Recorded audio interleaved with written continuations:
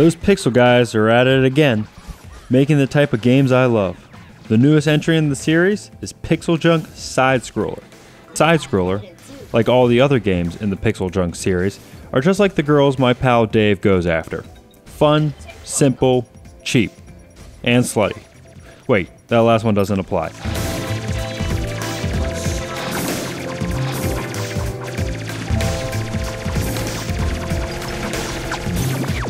Machine gun level 3. The game really brings me back to the days of my childhood. I can remember the smell of my clothes after having played soccer in the fresh mowed grass, or scraping my knees playing deck hockey on the front street, or playing side-scrollers on my Sega Genesis. That's right, I was a Genesis kid, and I was proud of it. PixelJunk SideScroller is just one of those old school games. You control a ship and you shoot everything and anything that gets in your way as you move to the right. Enemies shoot at you and you blast them away, earning yourself more points. This game is proof that you don't need CGI cutscenes or an overly emotional story for a gamer to become entrapped by the game.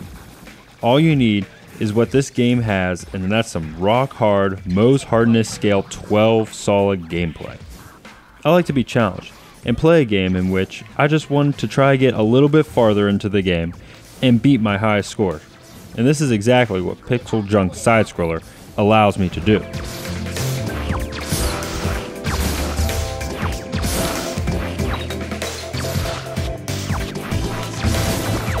Grown up.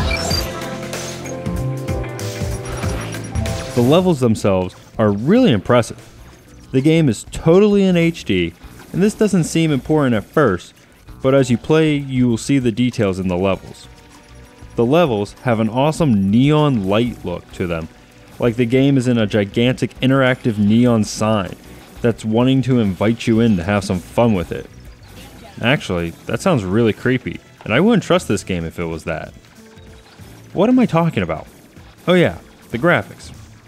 The game looks amazing even with its simplistic graphics. All the things coming at you are very clear, which is important because you're going to have to duck and weave your way through the levels, like a heavyweight championship boxing match type ducking and weaving. And not Rocky 3, where Rocky just stands there yelling at Clubber Lang to punch him. Seriously, I want to get this off my chest. Rocky would have died. Rocky needs to bob and weave, and so will you in SideScroller. Objects will be coming at you from everywhere, and if you don't bob and weave, you won't last too long. Another thing that goes with the levels is the soundtrack. Some soundtracks are not noticeable, while others are so noticeable because they are so terrible. Neither of these is the case with SideScroller. The soundtrack is a great mix of techno pop and fits the game perfectly. Even the sound effects of the game fit into the soundtrack and make it all one perfect and seamless experience. Checkpoint.